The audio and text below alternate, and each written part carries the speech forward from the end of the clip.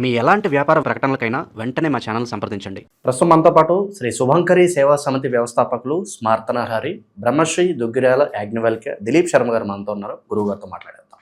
నమస్కారం. నమస్కారం గురుగారు, ఫిబ్రవరి మాసం విశేషంగా సింహరాశి వాళ్ళకి ఈ నెల ప్రత్యేకంగా ఎటువంటి పరిస్థితులు ఏర్పడబోతున్నాయి, ఎటువంటి జాగ్రత్తలు తీసుకోవాలి సింహరాశి వాళ్ళు? 2026 ఫిబ్రవరిలో సింహరాశి వారికి గోచారము రీత్యా ఉద్యోగస్తులకి, ముఖ్యంగా వ్యాపారస్తులకి కూడా సామాన్యంగా ఉంటుంది. వాళ్ళ యొక్క నిత్య విధి ఏ విధంగా అయితే ఉందో అదే విధంగా కొనసాగటం అనేటువంటి దాన్ని మనం అబ్జర్వ్ చేయొచ్చు. ఇక్కడ సింహరాశి జాతకులు వారు కొన్ని నిర్ణయాలని తీసుకునేటప్పుడు, ఏదైనా ఇంటికి విషయాన్ని కానీ, కారు విషయం కానీ, వాళ్ళ యొక్క వివాహ విషయం కానీ, ఏదైనా దీర్ఘకాలికముగా వాళ్ళతో పాటు ఉండేటువంటి నిర్ణయాలను పెట్టినైనా తీసుకునే ముందు 1కి 10 సార్లు ఆలోచన లేకుండా, విచక్షణ లేకుండా, కంగారుపాటుతో కనుక వీళ్ళు నిర్ణయాలను తీసుకుంటే ఇది కొంచెం నష్టాన్ని చవి చూపించేటువంటి సందర్భంగా మనం చెప్పుకోవచ్చు. ఎందుకు ఈ పరిస్థితి కలుగుతుంది అంటే, తొందరపాటులో నష్టాన్ని చవి చూస్తారు. ఏదైనా కొనడం కానీ, ఏదైనా ఇప్పుడు ఇవాళ రేపట్లో ప్రతి దానికి డబ్బు, మనం ఇది డబ్బు లేకుండా జరుగుతుంది అని మనం ఒకటి ఏదైనా చెప్పటం అంటే అదేమిట్రా అంటే ఎదుట వాడి మీద ఎక్కసం, బాధ, అంటే వాడిని చూసి ఏడ్చేది మాత్రమే డబ్బు లేకుండా జరుగుతుంది. వాడిని పొగడాలన్నా డబ్బు ఇవ్వాల్సిందే, వాడిని తిట్టడానికి అయితే డబ్బు ఇవ్వక్కర్లా. పని కట్టుకుని మరీ, పని మానుకుని మరీ అంటే తిడతారు. కాబట్టి డబ్బే సర్వం. కాబట్టి ధనాన్ని జాగ్రత్తగా కాపాడుకోవాలి సింహరాశి వారు. అట్లాగే ఇంట్లో ఉన్నటువంటి పెద్దలని చాలా జాగ్రత్తగా చూసుకోండి. ఏదైనా కొంచెం చెడు వార్తలు వినేటువంటి సందర్భాలు ఉంటాయి, కొంత ప్రాణహాని కూడా ఉంటుంది, ఏదో కొంత ఆ దుఃఖభరితమైనటువంటి సందర్భాలు ఈ యొక్క మాసంలో ద్వితీయార్థంలో పంచగ్రహ కూటమి తర్వాత, అమావాస్య తర్వాత కొంత వీళ్ళకు ఉంటాయి. పంచగ్రహ కూటమి వీళ్ళకి ప్లస్ అంటారా, మైనస్ అంటారా గురువు? ఒక రకంగా చెప్పాలి అంటే కనుక ప్లస్సే, ఇంకొక రకంగా చెప్పాలంటే మైనస్. కొంతమందికి కొన్ని స్థితుల ప్రకారంగా ప్లస్. ఎందుకంటే ఇంకా పాపం దీర్ఘకాలికంగా అనారోగ్యంతో బాధపడుతున్న వాళ్ళకి సరే, వాళ్ళు అలా చూడటం కంటే ఈశ్వర సన్నిధానానికి చేరుకుంటాం మంచిది. ప్లస్ వాళ్ళు వెళ్ళటము, ఆ ఖర్చు అంతా వీళ్ళ మీద పడటము, ఇలాంటివి ఏదైనా జరిగితే కొంచెం మైనస్. తప్పదు, రెండూ ఉంటాయి. ప్లస్ ఉన్న చోట మైనస్ కూడా ఉంటేనే ప్లస్కి వాల్యూ, లేకపోతే మైనస్కి ఏముంది? ప్లస్కి వాల్యూ కావాలంటే పక్కన మైనస్ ఉండాల్సింది.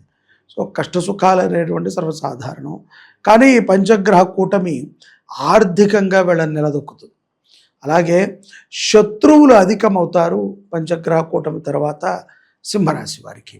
కాబట్టి ఉత్తొత్తగా ఎవరితో గొడవ పెట్టుకుంటాం కానీ, అనవసరమైన పంచాయతీలు పెట్టుకుంటాం కానీ, అసందర్భంగా ఎవరికైనా సలహాలు ఇవ్వటం కానీ మంచిది కాదు అని నా అభిప్రాయం. ఇక మనకి ఫిబ్రవరి సెకండ్ హాఫ్ నుంచి మనకి మోర్జం కూడా అయిపోతుంది గురుగారు. మరి వివాహ ప్రయత్నాలు చేసుకోవచ్చు అంటారా వీళ్ళు? తప్పకుండా సందర్భాలు కలిసి వస్తాయి. కానీ కొంత సింహరాశిలో ఉన్నటువంటి వారికి గోచారం రీత్యా అంతా బాగానే ఉన్నప్పటికీ ఎక్కడో ఏదో ఒక చిన్న లోటుపాటు వల్ల గోచారము కొంత వివాహానికి బాగాలేదు. కాబట్టి కొంత ఆలస్యం అవుతుంది. జూన్ జూలైలో మళ్ళీ వివాహం కాలం పుంజుకోవచ్చు వీళ్ళకి. విదేశాలు వెళ్ళాలి, అక్కడే స్థిరపడాలి అనే ఆలోచన ఎంతవరకు కరెక్ట్ అంటారు ఈ టైంలో? ప్రయత్నం అయితే చేయాలండి. వీళ్ళు ఎంతో ప్రయత్నం చేస్తే డెఫినెట్లీ తగులుతుంది. కానీ ఎక్కడా కూడా ఏదో 1-2 సార్లు ప్రయత్నం చేసి ఇక మా వల్ల కాదు, చేతకాని వాళ్ళ కూర్చోకూడదు. ఇవాళ ఉన్నటువంటి మిగతా సందర్భాలన్నింటినీ మనం కలుపుకుంటే విదేశాలకు వెళ్ళాలి అనుకున్న మనకు ఒక సంకల్పం ఒకటే సరిపోదు. దానికి తోడు భగవద్ బలం ఉండాలి, అలాగే ఆర్థికమైనటువంటి బలం ఉండాలి. ముఖ్యంగా అక్కడికి వెళ్ళి చాలామంది ఉద్యోగాలు లేక, వ్యవస్థ లేక, పాపం తిండి లేక, తిప్పలు లేక ఏదో కష్టపడుతున్నారు. సో అలాంటి స్థితిలో నీ దేశంలోనే నువ్వు ఉంటూ సంపాదించుకునే మార్గాలు చాలా ఉన్నాయి. ఏదో అయినప్పటికీ కూడా ఒక ఆశ ఉంటుంది కదా ఎవరికైనా వెళ్ళాలి.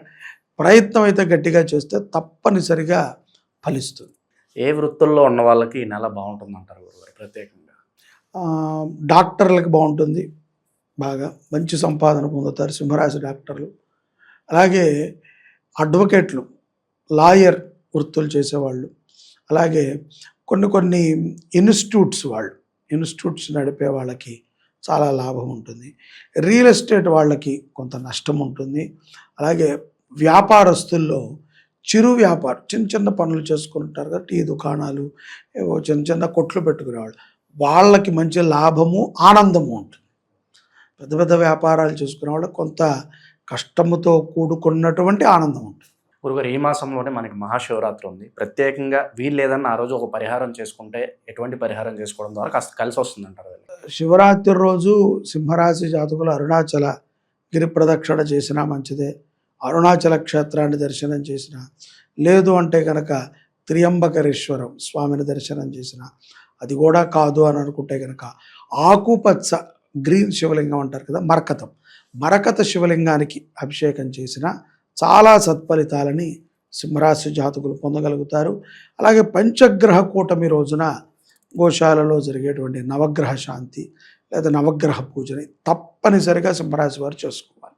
ఈ రాజకీయ నాయకులకి పదవీ గండం లేదంటే పరువు నష్టం ఇలాంటి సూచనలు ఏమన్నా కనిపిస్తున్నాయి? వీళ్ళకి పరువు నష్టము, పదవీ గండము అంటం కంటే కూడా వీళ్ళు చేసిన తప్పు వీళ్ళని వెంబడించుకు తిరుగుతుంది.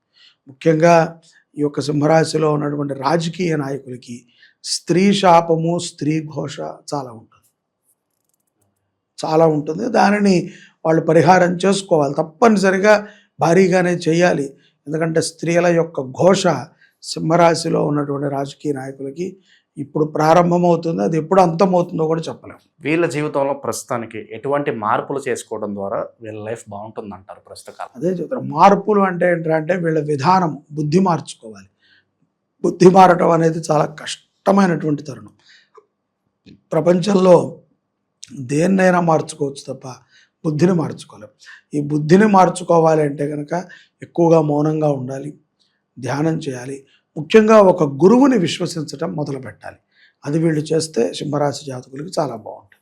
సింహరాశి వారు అలాగ గురువుని ఏదైనా ఒక యతిని కానీ సన్యాసిని కానీ గురువులని విశ్వసించి గురువుల యొక్క అనుగ్రహంతో అడుగడుగున వాళ్ళ యొక్క అనుసంధానంగా వెళ్తూ ఉంటే, ఏదున్నా గురువుతో చర్చించడము, గురువుతో కూర్చుంటము, కాసేపు ఆయనతో మాట్లాడుతూ ఉండటం ద్వారా కొంత మనసుకి ప్రశాంతంగా ఉంటుంది. అలాగే జీవితంలో కూడా ఒడిదుడుకుల నుంచి బయటపడగలుగుతారు.